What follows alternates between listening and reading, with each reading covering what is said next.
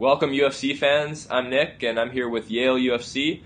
He's from the sportsshack.ca, and we're here for MMASucka's head-to-head fight breakdown, brought to you by MMASucka.com. We're here to cover UFC 138. It's happening this Saturday, November 5th, in Birmingham, England, at the LG Arena. Yale, I haven't talked to you in a week. What's happening? What's going on? What's up, buddy? How was your trip? Trip was good. UFC 137 in Vegas. I had a great time. I can't complain. So, like I said, UFC 138 in England. This fight's going to be happening ahead of us for those of you who are in North America there. So be sure to remember that. The main event, we've got Chris Leben, we've got Mark Munoz. And in my opinion, these are two guys who aren't afraid to throw it all down, leave it out there. We've got the wrestler in Munoz. We've got the striker and the jiu-jitsu guy in Leben, you know, who we remember from The Ultimate Fighter. And that's just one of the fights we're going to cover right now. We'll cover four other fights here. Brad Pickett and Reina Barrero, Thiago Alves and Papi Abedi. We got a lightweight matchup, Terry Edom and Eddie Falalotto, and we're going to go to the light heavyweight division for our last fight, Cyril Diabel and Anthony Perosh. Like I said, let's start it out with that light heavyweight division, Anthony Perosh and Cyril Diabel. Yale, what do you think is going to happen there? Well, this is Perosh's second fight as light heavyweight. He really likes fighting at light heavyweight. He thinks this is a natural weight class. He's going to try to take down Diabel and try to overpower him and use his jiu-jitsu. I see an upset here. I see Perosh winning.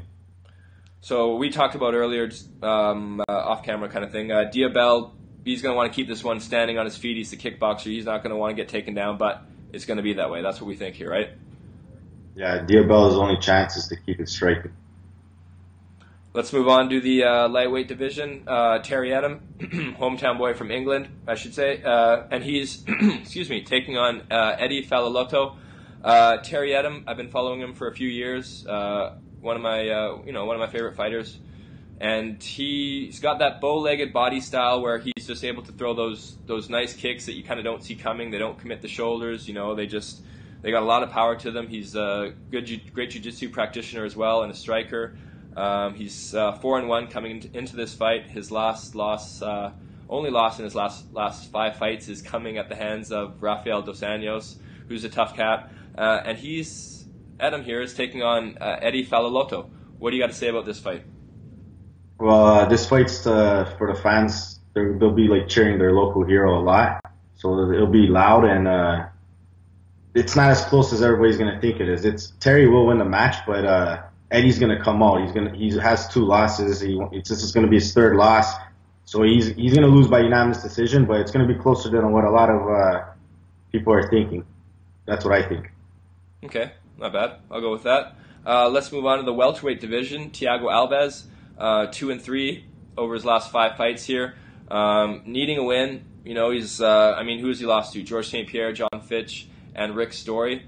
So he's had some tough opponents there. He's had a little bit of trouble making weight in the last I shouldn't say last fight, but prior to that. And he's taking on Papi Abedi, who's 8-0, a 33-year-old.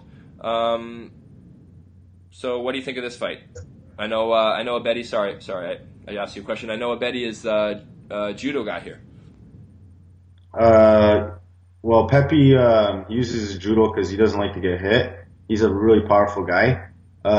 He's never been knocked out, but I've seen him in a match where he's got hit, and he's like a Brock Lesnar. He doesn't want to get hit, so he just clinches and he'll try to like overpower you. But I think Diego Alves is going to keep it on the outside, land a lot of leg kicks, and he'll end up landing that haymaker to knock out Abdi or Papi. Papi. Okay, yeah. I see where you're coming from there. Yeah, I think I think he needs to win. I think Thiago's not gonna hold up for anything here. I think he's gonna go for broke if he needs to, swing that haymaker, catch Abedi however he can here. Okay, let's move on to Brad Pickett and Reina Barrero. It's a co-main event here. It's in the bantamweight division. Brad Pickett beat beat Mighty Mouse, and he's also lost to Scott Jorgensen. And he's taking on Reina Barrero. What do you think is going to go on here? What do you think's happening? Well, Brad Pickett, he's like a really tough fighter. Brad Pickett's the type of guy, like if you were in a bar and you're having a beer, he'd be the guy you'd want to have by your side brawling with you if someone pick a fight with you. So I don't know. Brad Pickett's my type of fighter. I know Burrell's 26. He's won his last 26 fights, and I can't think of anybody who's done that. But it's against competition that we really haven't heard of. And Brad Pickett's won against a lot of people we've heard of. So I'm gonna have to go with Brad Pickett here, but it's gonna be a really good fight because Brad Pickett has knockout power. He comes out boxing, and then he'll take you down, and he has great wrestling. He even has good submission because he overpowers you. But Burrell, he'll be trying to do submission attempts and stuff. So this could be fight of the night, and this one will have the fans on their feet going crazy. But I pick Brad Pickett. I think I'm going to agree with you there. Yale. I know we don't agree on much. I'm just kidding. Okay, let's talk about the main event. Chris the Crippler Lieben versus Mark the Filipino Wrecking Machine Munoz. Not a bad fight for a free card. Like I said, Munoz the wrestler, 9-2 coming into this fight. Chris Lieben, 22-8. What do you think's going to happen here? Break it down for us.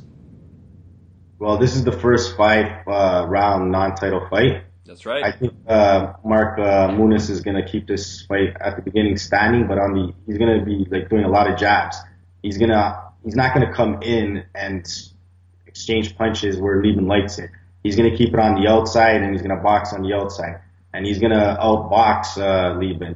And then he's going to end up taking him down. He's going to ground and pound Lieben. And he's going to keep on doing it every round until Lieben's had enough and Munoz ends up winning. And if Munoz ends up winning this match, I see him facing the winner from Miller versus Bisping, which will be Bisping, and that'll be the main event next year back in England. So that's what they're aiming for.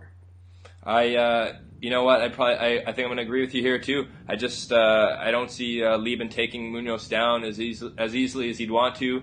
To either pound him out or throw a submission on him.